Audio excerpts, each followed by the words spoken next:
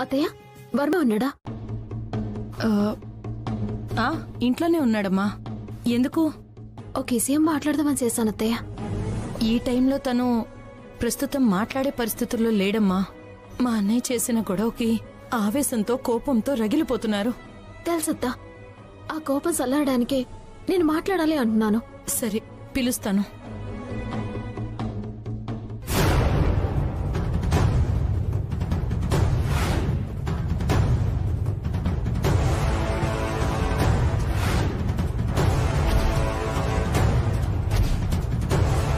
నువ్వేం పిలవక్కర్లేదు.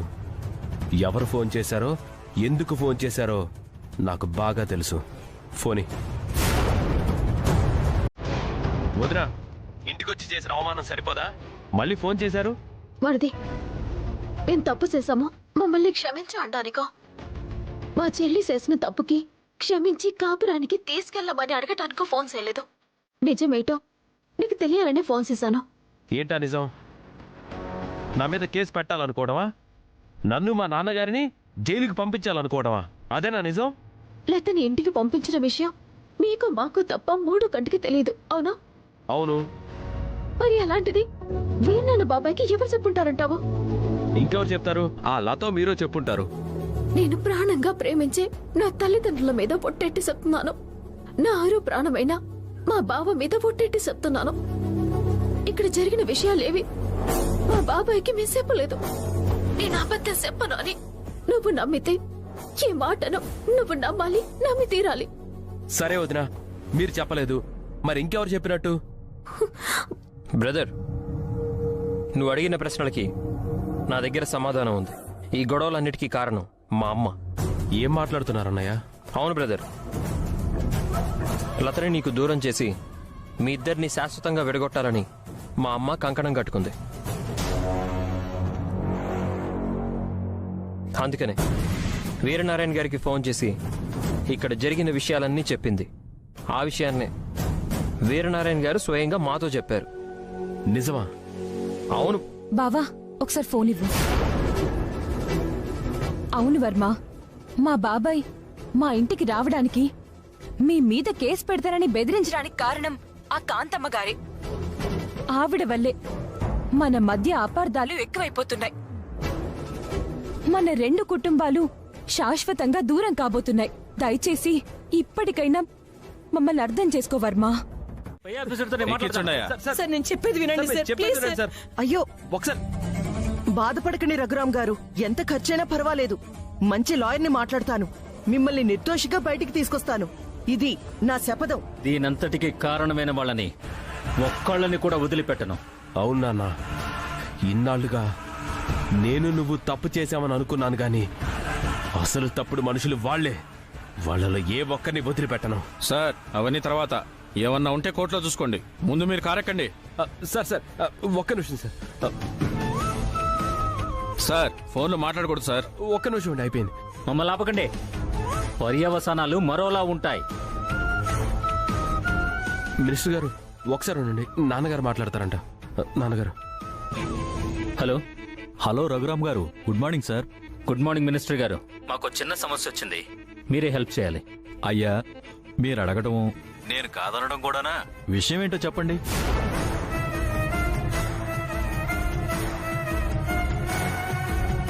ఎస్ఐకి ఒకసారి ఫోన్ ఇవ్వండి.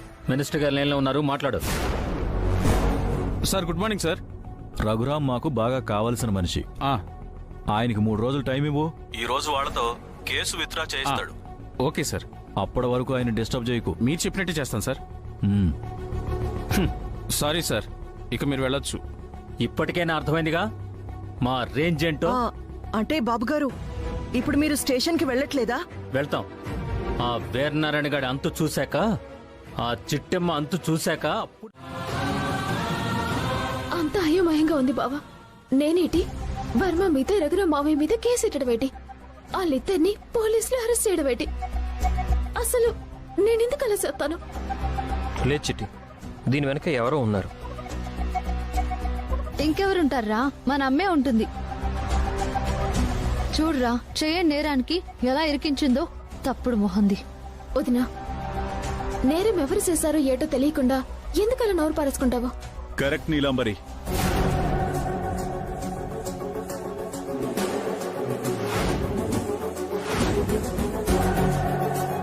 జరిగింది జరిగినట్టుగా చెప్తున్నావు.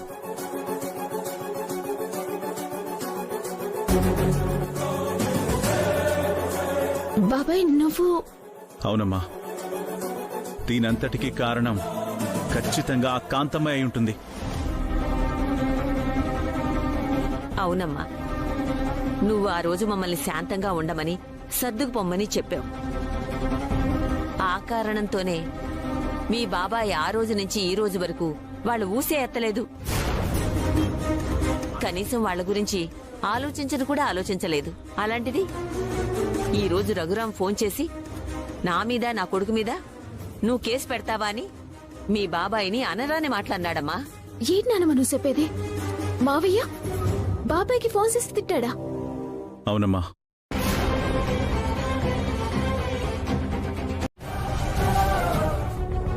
వాడు ఫోన్ చేశాకే తెలిసింది వాడి మీద గృహహింస చట్టం కింద కేసు పెట్టారని. అసలు నా అన్న కూతుర్ని అవమానించినందుకు, నా అన్న కూతురికి అన్యాయం జరిగినందుకు పగ తీర్చుకోవాలనుకుంటే డైరెక్ట్గా తీర్చుకుంటాను గాని ఇలా పోలీస్ కేసు పెట్టి నా ఇంటి పరువు నేనెందుకు తీసుకుంటాను? నాకు అదే అర్థం కావట్లేదు బాబాయ్. ఇంతకు ముందే మావయ్య వర్మ ఫోన్ చేసి మమ్మల్ని నోటుకొచ్చినట్టు తిట్టారు.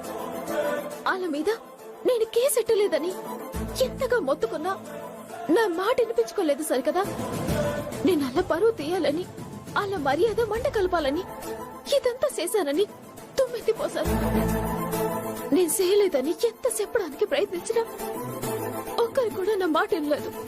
అవును సార్, వాళ్ళు మన మాట వినే పరిస్థితుల్లో లేరు. ఇదంతా మీరు మేము కలిసి కావాలని చేశామని వాళ్ళు బలంగా నమ్ముతున్నారు. వాళ్ళు నమ్మడం కాదు రవిచంద్ర, దీనికంతటికీ కారణం ఆ కాంతమ్మే కాంతమ్మే కాంతమ్మే. అవును బామ్మగారు, మీ మాటల్లో ఎలాంటి అనుమానము లేదు. ఇదంతా మా అమ్మే చేసింది. లతకు వర్మకి మధ్య చిచ్చు పెట్టి లతని శాశ్వతంగా దూరం చేయడానికే ఇంత డ్రామా ఆడింది. అంటే వర్మ తన మనసు మార్చుకొని నా చెల్లిని తిరిగి కాపురానికి తీసుకెళ్తాడు అని ఒకే ఒక్క కారణంతో ఆ కాంతం వద్ద ఇసిచ్చి పెట్టిందంటారా? నువ్వు చెప్పింది 100% కరెక్ట్ చిట్టమ్మా. లతా వర్మ కలవడం కాంతమ్మకి ససేమిరా ఇష్టం లేదు.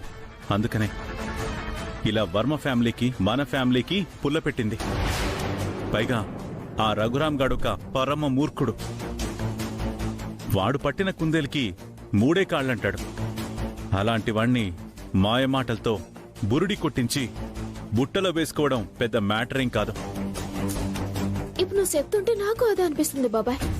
అటు నువ్వు కేసెట్టక, ఇటు నేను కేసెట్టక, అసలు వాళ్ళ మీద కేసు పెట్టింది ఎవరా అని ఆలోచిస్తున్నాను. ఇప్పటిదాకా సమాధానం దొరకలేదు. బాబా పద వెళ్దాం. ఎక్కడికి చెట్టి?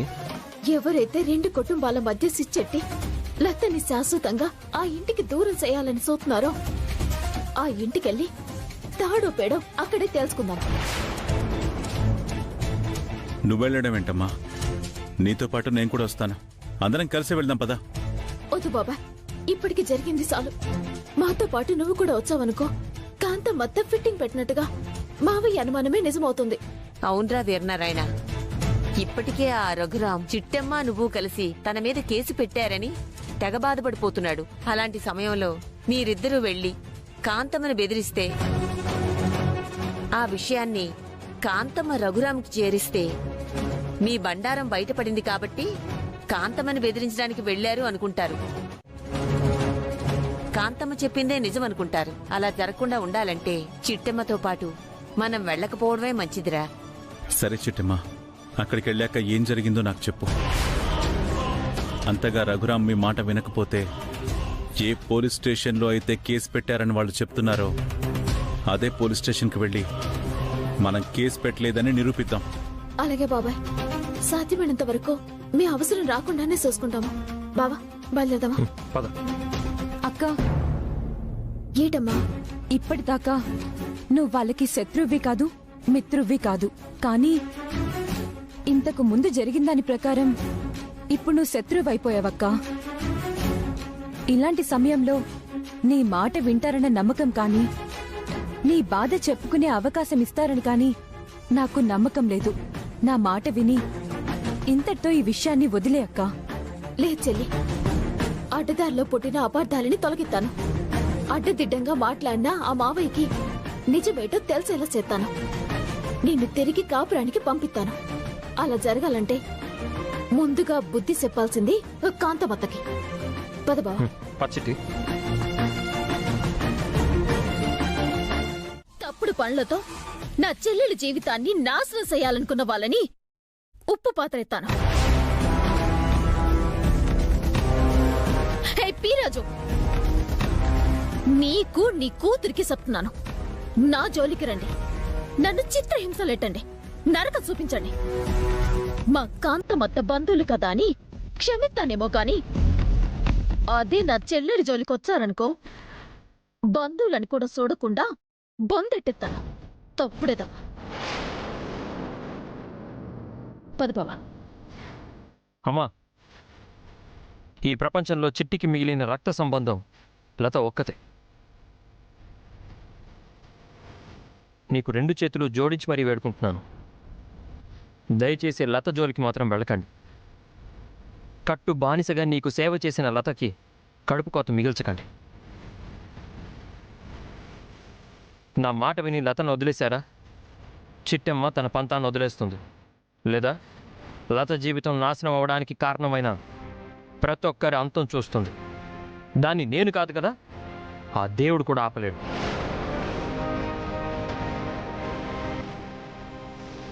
పద చిట్టి.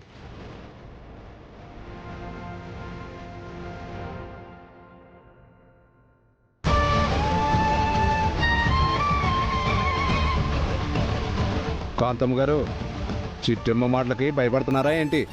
అవును,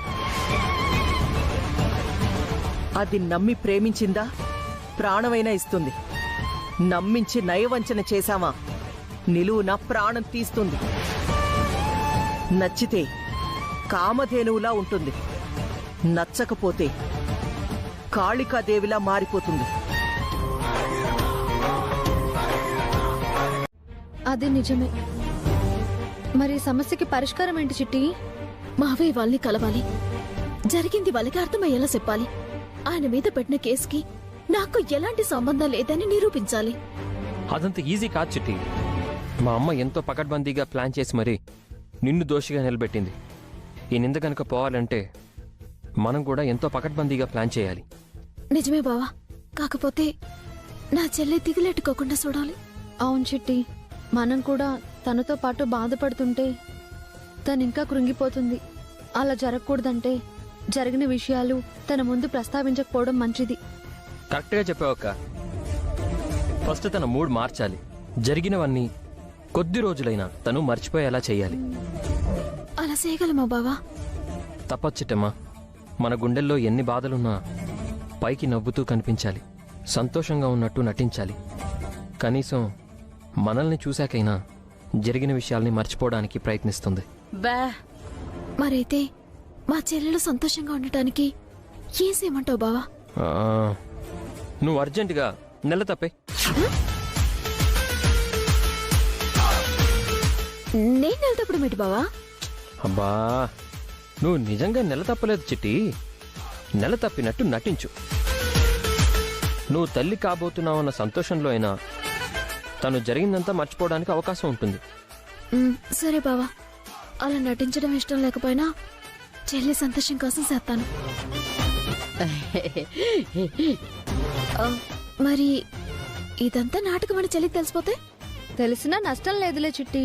తనని సంతోష పెట్టడానికి నటించామనుకుంటుంది అంతే తప్ప నిన్నేం అపార్థం చేసుకోదులే. అది నిజమేలే వదినా.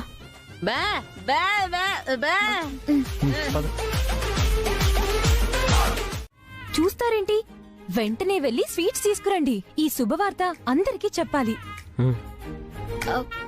అలాంటిదేమి ఇప్పుడొద్దు బావా. నువ్వు ఊరుకో అక్క. ఈ సంతోష సమయాన్ని స్వీట్లతో పంచుకుంటేనే బావుంటుంది.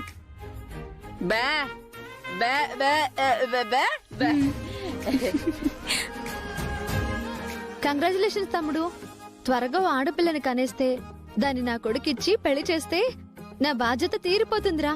ఆ తర్వాత ఈ శశి జీవితాన్ని హే కాశీలోనో హే రామేశ్వరంలోనో గడిపేస్తాను. అక్క ఇంకా నాకు కూతురే పుట్టలేదు, అప్పుడే కాశీ వెళ్ళిపోయేదాకా ప్లాన్ చేసావా? మరి మీ అక్క ఎదురు చూస్తున్నది ఈ శుభవార్త కోసమేరా. బావా, వెంటనే అక్క శ్రీమంతం ఏర్పాటు చేద్దామా? చెల్లి, సీమంతం అప్పుడే చేయరు, 5 నెలలు వచ్చాకే చేస్తారు. ఒక నెల అటో ఇటో మనమైతే శ్రీమంతం కార్యక్రమం ఏర్పాటు చేద్దాం బావా. అలాగే లత, నువ్వు కోరుకున్నాక కాదంటావా? అలాగే ప్లాన్ చేద్దాం. అక్క, ఈ రోజు నుంచి ఇంటి పని వంట పని చేయడానికి వీల్లేదు. అన్ని పనులు నేనే చూసుకుంటాను. నీకెందుకు చెల్లి శ్రమ? చాలే అక్క, నువ్విప్పుడు వట్టి మనిషివి కాదు. నీ కడుపులో నా చిట్టి తల్లి పెరుగుతుంది. అందుకే నువ్వు రెస్ట్ తీసుకోవాలి, అర్థమైందా? అలాగే. నీలాంబరి వదినా, ఈ రోజు నుంచి వంట పని నువ్వు చూసుకో, ఇంటి పని నేను చూసుకుంటాను, సరేనా? అలాగే లత, నా కాబోయే కోడలు గారికి ఈ రోజు నుంచే సేవ చేసుకుంటాను. కాబోయే కోడలా? అదే, మా చిట్టమ్మ కడుపులో పెరుగుతున్న బిడ్డ నా ఇంటికి కాబోయే కోడలే కదా. ఓ, అలా వచ్చావా? అవునరా. ఇదిగో చిట్టమ్మ, కంటే కన్నావు కాని కవల పిల్లల్ని కనేయి. ఎందుకుదనా? నా కొడుకు జాతకం ప్రకారం 2 పెళ్లిళ్ళున్నాయి. 2 కన్నావనుకో, 2 వాడికేచి పెళ్లి చేస్తాను. అందుకు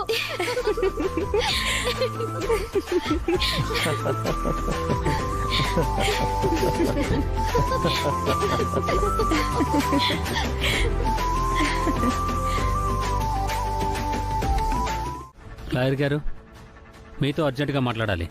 చెప్పండి సార్. చెప్పాను కదా, ఏ క్షణంలోనైనా నా కొడుకు కోడలికి విడాకులు ఇప్పించాల్సి వస్తుంది అని. ఆ క్షణం ఈ రోజే వచ్చిందండి. విడాకులకు సంబంధించిన డాక్యుమెంట్స్ అన్ని పంపిస్తాను. ఆ డీటెయిల్స్ అవన్నీ చెక్ చేసి మా కోడలికి డైవర్స్ నోటీస్ పంపించండి. అలాగే సార్, మీరు చెప్పినట్టే చేస్తాను. ఏమండి, ఏంటండి ఏం చేస్తున్నారు మీరు? ఎవరో చేసిన తప్పుకి మన కొడుకు జీవితం నాశనం చేస్తారా? అభం శుభం తెలియని ఒక ఆడపిల్ల గొంతుకొస్తారా? ఏంటండి మీరు చేస్తున్న పని? నోర్మోయ్, తప్పు చేసింది పరాయి వాళ్ళు కాదే, స్వయానా నీ అన్న. వాడే గనక చిట్టెమ్మతో కేసు పెట్టించుండకపోతే ఈరోజు నేను నా కొడుకు అరెస్ట్ అయ్యుండేవాళ్లమే కాదు. అవును నాన్నగారు.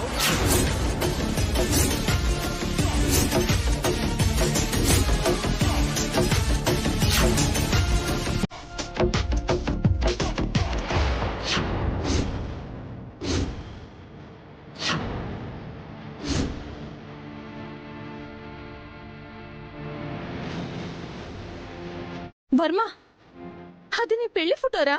అమ్మా, పెళ్ళా? దాన్ని పెళ్ళంటారా? దీన్ని పెళ్ళామంటారా? చిచి, వీరనారాయణకి బుద్ధి రావాలని దీన్ని పుట్టింటికి పంపిస్తే నన్ను నాన్నగారిని అరెస్ట్ చేయాలని చూస్తారా? ఈ రోజు నుంచి నాకు భార్య లేదనుకో, ఈ ఇంటికి కోడలే లేదనుకో, దీన్ని శాశ్వతంగా మర్చిపో, అంతే.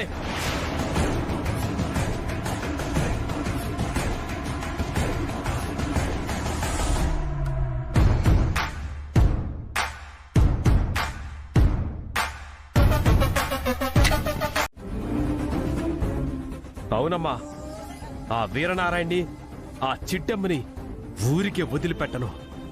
ఇంతకు 10 రెట్లు పగ తీర్చుకోకపోతే నా పేరు శేఖర్ వర్మే కాదు.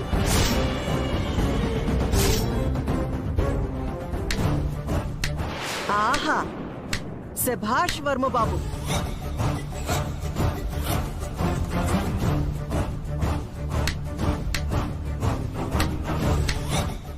వయసులో చిన్నవాడివే అయినా పౌరుషంలో నాకంటే పెద్దవాడివని అద్భుతంగా నిరూపించావు. కాంతమ్మా, నువ్వెందుకు వచ్చావు? ఇప్పటిదాకా పెట్టించిచ్చు సరిపోలేదా? మర్యాదగా బయటకు వెళ్ళు. అయ్యో రామా, ఉరిమురిమి మంగళం మీద పడ్డట్టు మీకు ద్రోహం చేసిన వాళ్ళంతా బాగానే ఉన్నారు, మీరు మాత్రం నా మీద పడ్డారా? మాకు ద్రోహం చేసింది ఎవరో కాదు, నువ్వే. నా కొడుకు కోడలు కలిసి ఉండటం చూడలేక నీ కళ్ళల్లో నిప్పులు పోసుకుంటున్నావు. అందుకే వాళ్ళ కాపురాన్ని సర్వనాశనం చేయాలని చూస్తున్నావు. నీకేం కావాలో చెప్పు. డబ్బా, నగల? చెప్పు చెప్పు కాంతమ్మ, చెప్పు. నీకు కావలసినంత ఇస్తాను.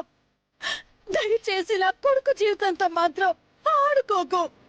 Please Kanthamma, please.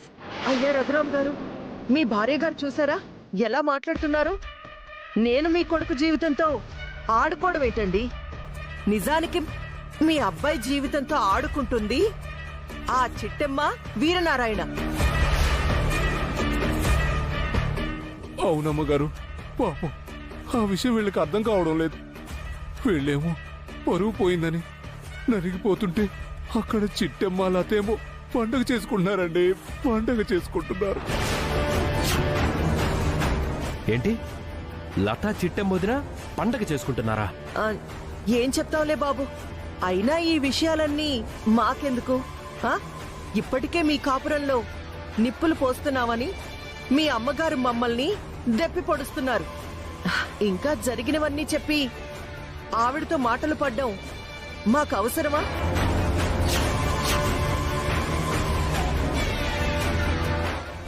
పదపీరాజు, పదమ్మా. కాంతమ్మా,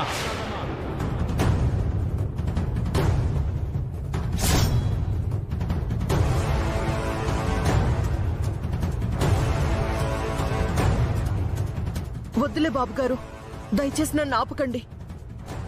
నా దారిన నన్ను పోనివ్వండి. లేదు,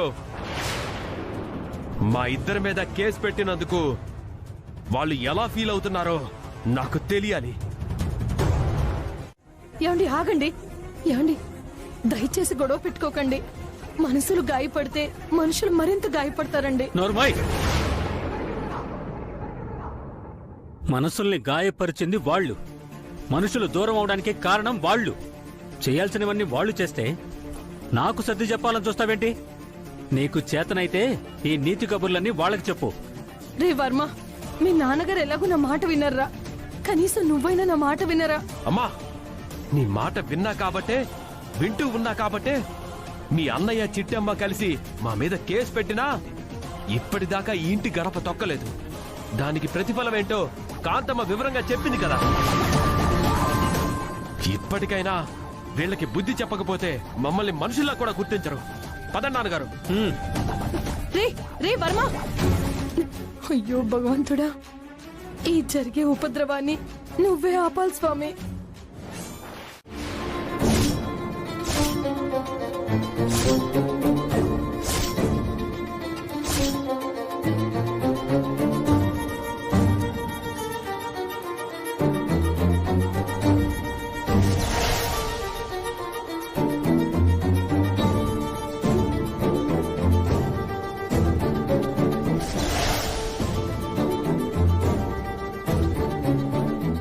ప్లీజ్ వర్మ, అలా మాట్లాడకు వర్మ. నాకు భయం వేస్తుంది.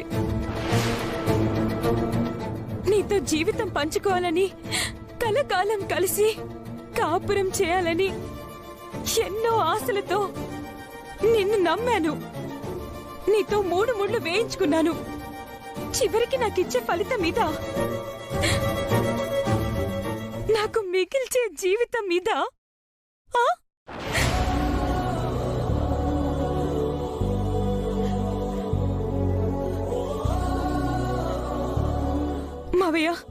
మావయ్య, నేనేమైనా తప్పు చేసుంటే, మీతో తప్పుగా ప్రవర్తించుంటే నన్ను క్షమించండి మావయ్య.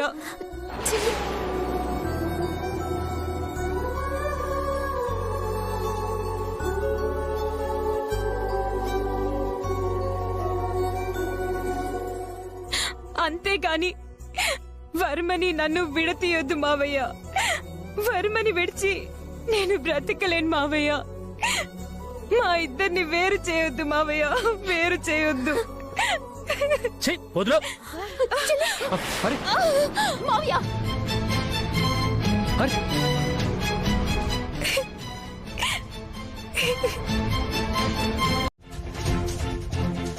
మీరింకా గుడ్డి వాళ్లలాగా ప్రవర్తించి క్షమించండి మావయ్య అని మీ కాళ్ళు పట్టుకున్న కోడల్ని జాలి దయ లేకుండా కాళ్లతో విసిరి పారేశారంటేనే అర్థమవుతుంది. మీ మనసులు ఎంతగా మొద్దుబారిపోయాయో.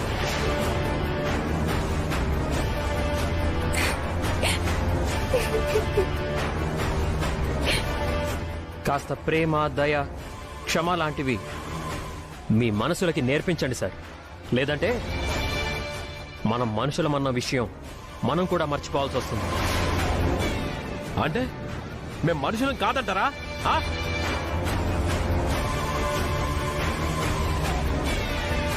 చూడండి, ఇది నాకు సంబంధించిన విషయం కాకపోయినా కలగ చేసుకోవాల్సి వస్తుంది. ఆడదాని ఉసిరు పోసుకున్న వాళ్ళెవరూ బాగుపడ్డట్టు చరిత్రలో లేదు. దయచేసి ఆ అమాయకులను ఏడిపించక ఇంతకింత అనుభవిస్తారు. నోర్మయ్, నీకేం సంబంధం ఉందని మధ్యలో దూరుతున్నావు? అబ్బచ్చా, మరి తమరికేం సంబంధం ఉందని మధ్యలో దూరుకుంటూ వచ్చారు?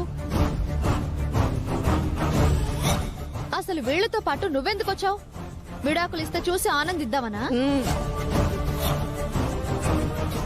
ఆశతోనే వచ్చి ఉంటుంది వదినా. చూడండి, మీరు విడాకులు ఇచ్చేంత పెద్ద తప్పు నా చెల్లి ఎప్పటికీ చెయ్యలేదు కూడా. వర్మ విడాకులు ఇవ్వడానికి కారణం కేవలం నేను నెట్టిన కేసు అయితే ఆ కేసు నేను ఎట్టలేదని నిరూపిస్తాను. మీ కళ్ళు తెరిపిస్తాను. ఇదే కుటుంబ సభ్యుల ముందు మీతో నా చెల్లికి క్షమాపణలు చెప్పించి కాపురానికి మీ ఇంటికి పంపిస్తాను. అలా గనక చెయ్యని పక్షంలో నా పేరు చిట్టమే కాదు. చా సంతోషం.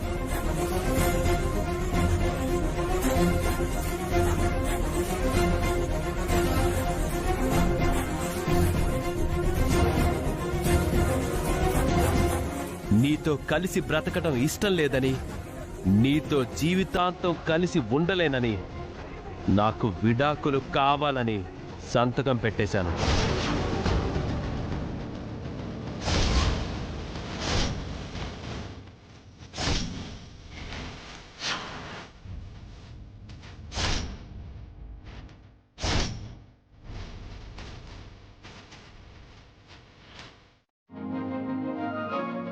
బే బే బే బే బే బే బే బే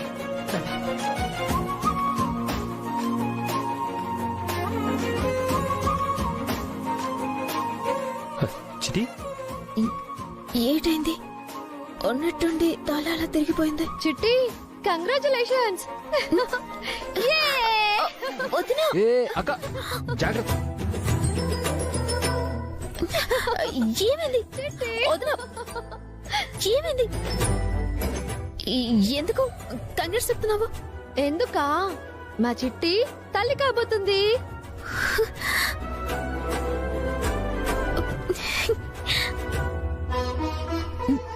నువ్వు చెప్పేది నిజం వదినా?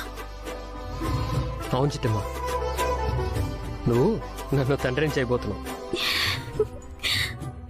ఇంకో 6 నెలల్లో ఒక పసిబిడ్డ తారాడబోతుంది. ఎంత చల్లని మాట చెప్పావు. మరి అర్జెంటుగా కూతుర్ని కనేస్తే నా కొడుకిచ్చి పెళ్లి చేసేస్తాను.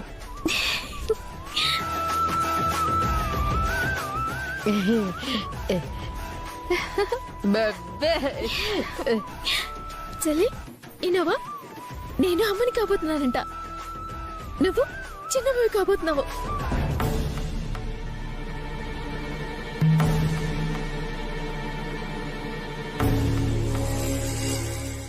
ఏడు చెల్లి, ఇంత శుభవార్త చెప్పినా అలా మౌనంగా ఉన్నావేటి? చిన్న అనుమానం అక్క. ఏటది?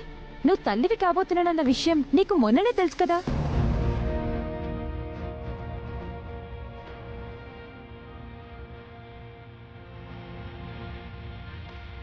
ఇవాళే కొత్తగా తెలిసినట్టు, ఇప్పుడే మొదటిసారి వింటున్నట్టు ఎందుకు అందరూ అలా ఆశ్చర్యపోతున్నారు?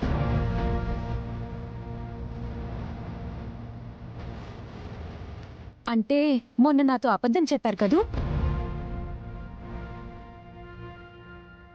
అంటే అది ఏం జరిగిందంటే అది నాకు తెలుసక్క. నా ఏడు పాపడం కోసం నువ్వు లేని అమ్మతనాన్ని కొని తెచ్చుకున్నావు. నువ్వు తల్లివి కాబోతున్నట్టుగా అబద్ధం చెప్పి నన్ను నమ్మించావు. ఇప్పుడు ఆ అబద్ధమే నిజమయ్యేసరికి ఆనందం పట్టలేక ఉబ్బి తప్పిపోతున్నావు. అంతే కదక్కా?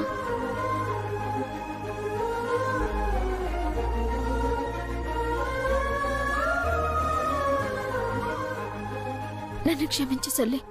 నా ప్రాణం పోయినా నీతో అబద్ధం చెప్పకూడదు అని అనుకున్నాను. కానీ నీ ఏడుపు చూడలేక నిన్ను ఎలా ఓదార్చాలో, నీ కన్నీరు ఎలా తొడవాలో అర్థం కాక అబద్ధం చెప్పాను.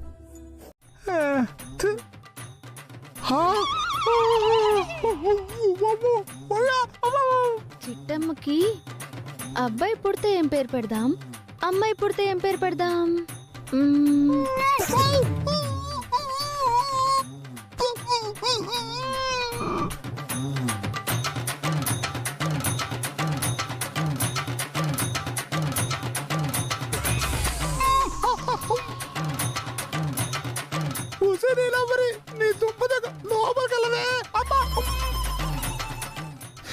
తర్వాత చూద్దాంలే.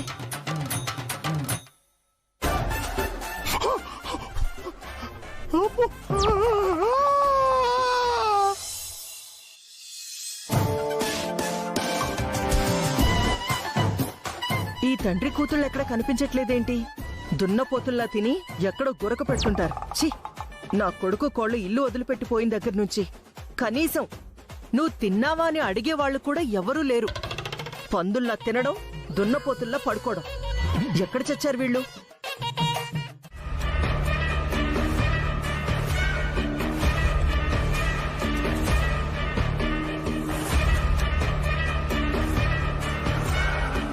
అమ్మా, మీరు చేస్తున్న ఈ మహోపకారానికి జీవితకాలం మీ పేరు మా గుండెల్లో దాచుకుంటాం తల్లి. అవునమ్మా,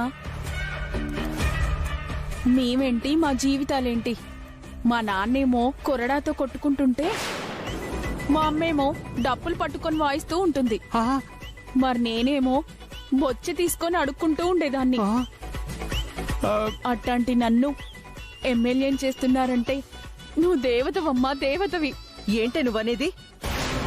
మీ నాన్నేమో కొరడాతో కొట్టుకుంటే మీ అమ్మేమో డప్పులు వాయిస్తుంటే నువ్వేమో బొచ్చె తీసుకుని అడుక్కునేదానివా? అంటే చిట్టమ్మ చెప్పినట్టు మీరంతా అడుక్కు తినే బ్యాచా? ఓ నాయను, నోరు జారేసింది నా కూతురు. మనమే ఏదో ఒకటి చేసి కవరింగ్ చేసేయాలా? చచ్చ, దాని ఉద్దేశం కొరడాతో కొట్టుకునే వాళ్ళకి, డప్పులు వాయించుకునే వాళ్ళకి ఇది ఎమ్మెల్యే అయ్యాక ఏదో సాయం చేస్తానంటుందమ్మా, అంతే కదా చింతామణి? అమ్మయ్యా.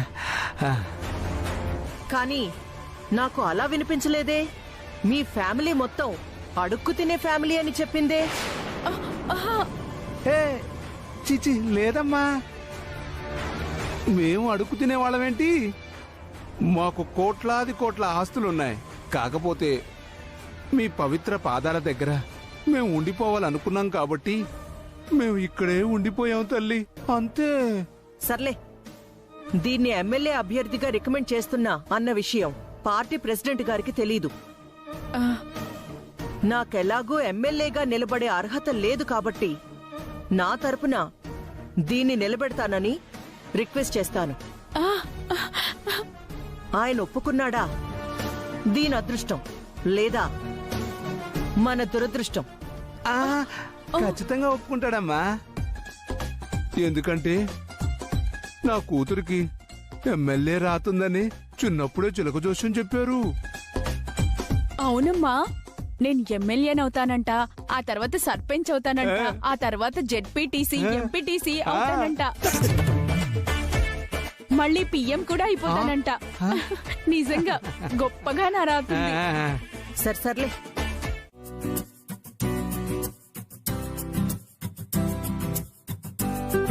బావా ఇప్పుడు ఈ కారు ఎందుకు తెచ్చావు?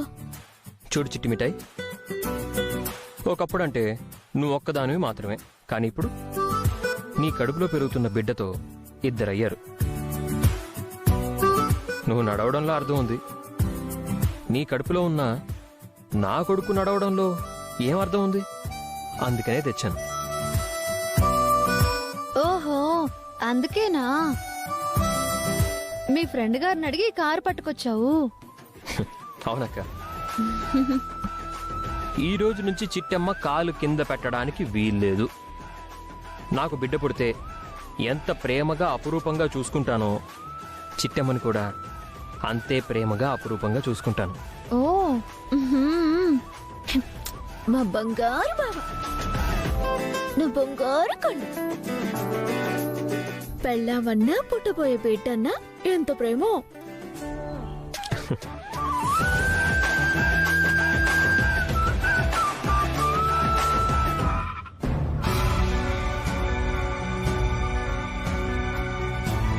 బావా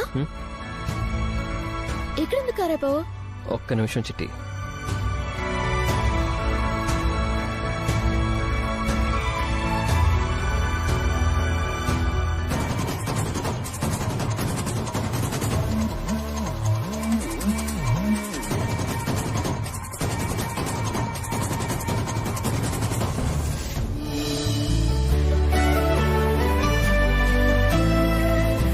చిట్టమ్మా ఇవి తీసుకో. బావా ఇప్పుడు ఇవన్నీ ఎందుకు? తీసుకోమని చెప్తున్నానా, తీసుకో.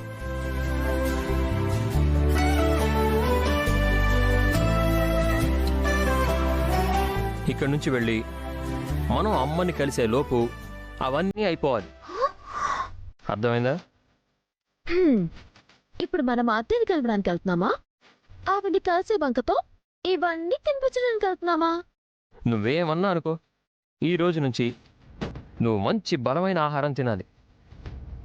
నా బిడ్డ నాకంటే బలంగా పుట్టాలి. కరెక్టా తమ్ముడు? చిట్టమ్మ నెల తప్పిన దగ్గర నుంచి పోషకాహారాలు తింటేనే పుట్టబోయే బిడ్డ ఆరోగ్యంగా ఉంటాడు.